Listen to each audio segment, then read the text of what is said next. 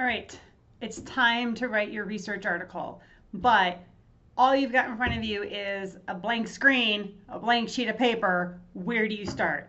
How do you start? Does it matter how you start? Should you just get started? Is the whole point just being able to get words on paper? Or is there a way that will work better, a format that you should start and follow that will allow you to be a lot more successful? Is there a particular order for which you should consider writing your paper in? Yes, there is. And I'm going to talk to you about it in this video. Hey everyone, welcome. I'm Leigh from teachingacademia.com, and I'm all about giving you the tools you need to navigate academia to make your best impact. If you're new here, welcome. This is where we come and get together to learn tips and tools so that you can have the kind of career that you want in higher education. Today we're going to be talking about writing an article and specifically getting started on writing a research manuscript. Is there an approach that you might consider, right, in terms of where you start, right? Does it matter where you start? I think it does. And is there a reason why you want to write sections in a particular order? Yes, I believe there is. So what is that order? What do I do? Here is how I do it. Number one, I start with my research methods section. Why? First of all, I've already done the research, okay? The study's over, I've done the analysis, I'm ready to write. So let's start with research methods because I've already collected the data, I've already identified participants, I know all the procedures, right? I've done it, okay? So all this is a matter of me basically factually laying out the information that's already up in my brain. I just got to put it on the screen, okay? So doing that for me is a great place to start because I don't do well when I'm staring at a blank screen. I do best when I have a really crappy draft that I can then go back and rework. When I get this methods section out, even if it's just 3 pages, right? It's probably more than that, but even if it's just 3 pages, I feel really a sense of accomplishment. I feel like I've gotten the ball rolling, and I know that what I've gotten down, while it's still a draft that needs revisions, it's not terrible because it's all things that I've already I know and I've done. So start with methods, get it accomplished. Then I move on to findings. Why findings? Well, again, I know exactly what my findings are, right? I'm done with analysis, I'm ready to write.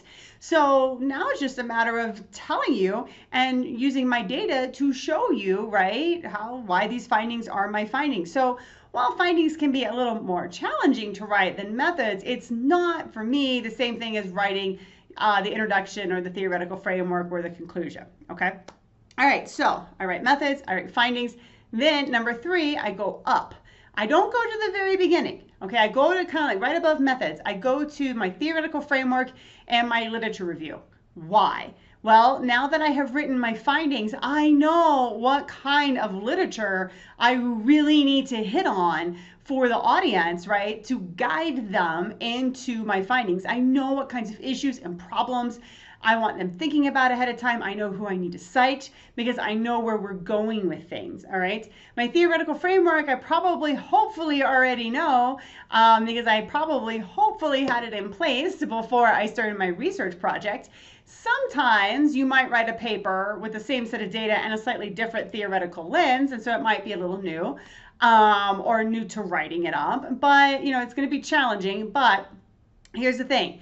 You want to write your theoretical framework and your literature review before you write your discussion and your conclusion.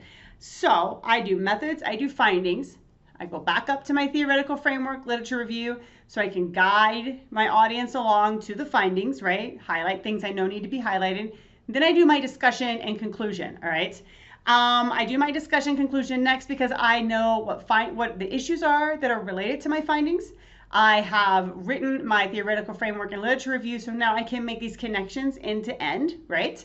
And so then when I'm done with the discussion conclusion, the very last thing I do, and I think you'll find it's the very last thing that most prolific academic writers do, is I go back to the very, very beginning and I write my introduction last.